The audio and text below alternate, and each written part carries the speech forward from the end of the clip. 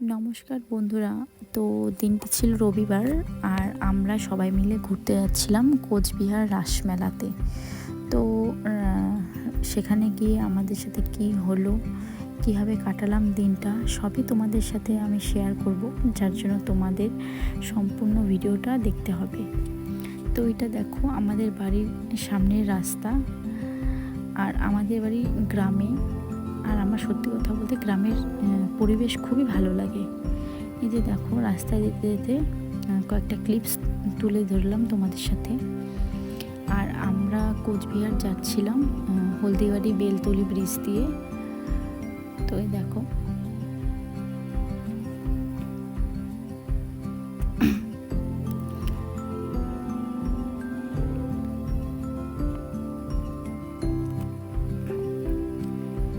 আর এখানে দেখো খুবই ভিড়। আমি তো ভাবছিলাম কোনো অ্যাক্সিডেন্ট হয়েছে, কিন্তু না, একটা সাপ ভুল করে রাস্তায় চলে এসেছিলো। কিন্তু সেদিন খুব রোদ উঠছিল, আর সেই জন্য রাস্তাটা খুব গরম ছিল, সেই জন্য সাপটা ঠিকঠাকভাবে রাস্তাটা পার হতে পারছিল না। তো যাই হোক, কিছু লোক সাপটাকে সাহায্য করে রাস্তা পার করে দিয়েছিল।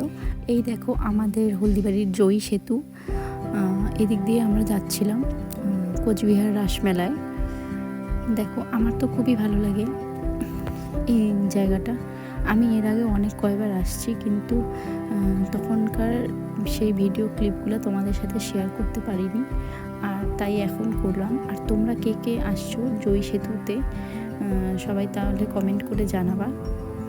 আর আমার বর গাড়ি চালাচ্ছিল, আমি পিছনে বসে ভিডিও করছিলাম।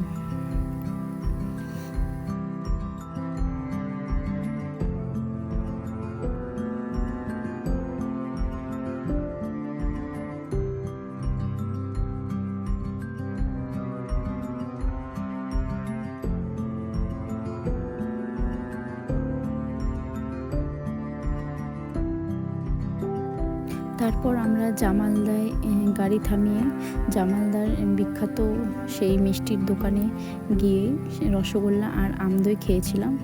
আর এই যে দেখো আমার মেয়ে ফুটি খাচ্ছিল।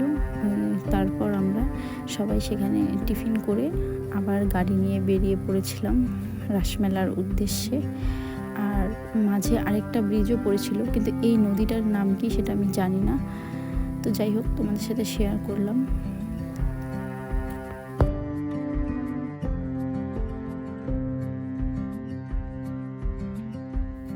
তারপর তোমরা এই যে ব্রিজটা দেখতে পাচ্ছ, এটা হলো কোচবিহারের তোরসা নদীর ব্রিজ। আর ওই যে দূরে দেখতে পাচ্ছ, ওটা হলো কোচবিহার পঞ্চানন বর্মা ইউনিভার্সিটি। তো এই জায়গাটাও দেখতে খুব সুন্দর, আর খুবই গাড়ির ভিড় ছিল। আর দেখো আমরা কোচবিহার শহরে গাড়ি নিয়ে ঢুকে পড়েছিলাম। তারপর আর আমরা সবাই যারা জলপাইগুড়িতে বাস করি, আমরা হয়তো ভাবি যে জলপাইগুড়িতে খুবই টোটো, কিন্তু আমি সেদিন কোচবিহারে গিয়ে দেখলাম যে আমাদের জলপাইগুড়ি থেকে আরও বেশি কোচবিহারে টোটো আছে। আর সেখানকার রাস্তাগুলো খুব ভিড় ছিল মেলার জন্য।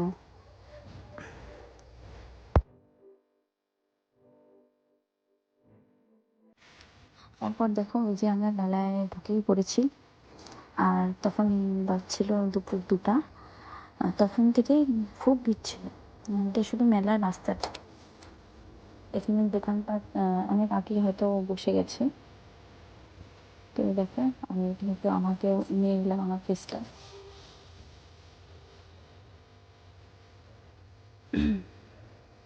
তো এবার মেলা দেখতে দেখতে আমার মেয়ে বায়না করছিল যে জলপরি দেখতে যাবে।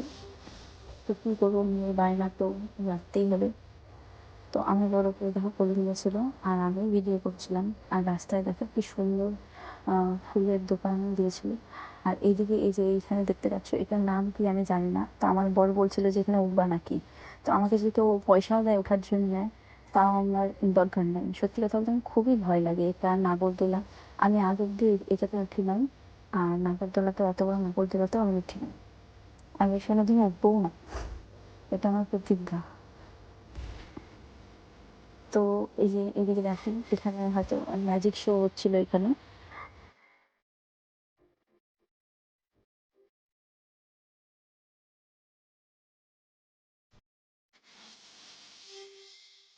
এই যে দেখো এখানে বাচ্চাদের খেলনা গাড়ি, আর এই গাড়িগুলো এক একটা গাড়ি থেকে এক এক রকম আওয়াজও হচ্ছিল। আর এখানে হচ্ছিল ম্যাজিক শো। আর এই যে দেখো এখানটাতে সবাই জলপরি দেখার জন্য লাইন দিয়েছিল, তো আমিও এখানে দাঁড়িয়েছিলাম লাইনে, আর আমার বাবা টিকিট কাটতে গিয়েছিল। তো এখানে টিকিটের দামটা আমি তোমাদের বলে দিই, এক একজনের 100 টাকা করে, আর যাদের 5 বছরের নিচে তাদের ফ্রি। তো এই দেখো আমরা শেষ পর্যন্ত ঢুকেই পড়লাম জলপরি দেখতে। আর এই যে দেখো এখানে ফার্স্টে ওরা মাছ, বিভিন্ন রকমের মাছ দিয়ে ডেকোরেশন করেছিল। আমার তো খুব ভালো লাগছে এখানে গিয়ে। এখানে দেখো কি সুন্দর মাছগুলো, এগুলো পুঁটি মাছের মতো, কিন্তু আমার মনে হয় যে এটা পুঁটি মাছ না। তো যাই হোক, দেখো সবাই এখানে ক্যামেরা করছে। আর এই জায়গাটা বিশেষভাবে আমার এত ভালো লাগছে যে কি বলবো তোমাদের। মাথার উপর দিয়ে ওরা অ্যাকোরিয়াম করেছিল দুপাশে, আর মাথার উপর দিয়ে এত সুন্দর। আর এই দেখো কি সুন্দর বিভিন্ন রকমের মাছ, সত্যি আমার খুব ভালো লাগছিল। আর মনে হয় যে আমি 100 টাকাতে টিকিট কেটে আমার টাকাটা বিফলে যায়নি। তো এই যে দেখো সাদা মাছটা কি সুন্দর। আর এই পাশে দেখো গুড়ি গুড়ি এখানে অসংখ্য মাছ, গুনে শেষ করা যাবে না মনে হয়। এটা সব মাথার উপরে ছিল। আর এই যে দেখো এখানেও খুব সুন্দর, এটাও একটা অ্যাকোরিয়াম ছিল, এখানেও অসংখ্য মাছ। আর এই যে দেখো ফাইনালি জলপরি, এটা হলো 2 নম্বর জলপরি। আর এই যে ফার্স্টে এই পাশে ছিল হচ্ছে 1 নম্বর জলপরি। দাঁড়াও দেখাচ্ছি। এই যে দেখো 1 নম্বর জলপরি, এই জলের উপরে গিয়ে শ্বাস নিচ্ছিল, আর নিয়ে আবার জলের নিচে এসে আমাদের সবাইকে বিনোদন দিচ্ছিল। এদের হাত, শরীর পুরো জলে থাকাতে সাদা হয়ে গিয়েছিল। মানুষের 2 মুঠো অন্ন জোগাড় করার জন্য এরকম কষ্ট করতে পারে, সত্যি এটা আমার জানা ছিল না। সত্যি খুবই খারাপ লাগছিল দেখে। এই যে দেখো 2 নম্বর জলপরি, এই জলপরি ছিল গলায় তুলসী মালা, যেটা দেখে আই এম তো অবাক। সত্যি খুব সুন্দর। এই জলপরির হাতগুলো পুরো সাদা হয়ে গেছিলো আমাদের বিনোদন দিতে দিতে।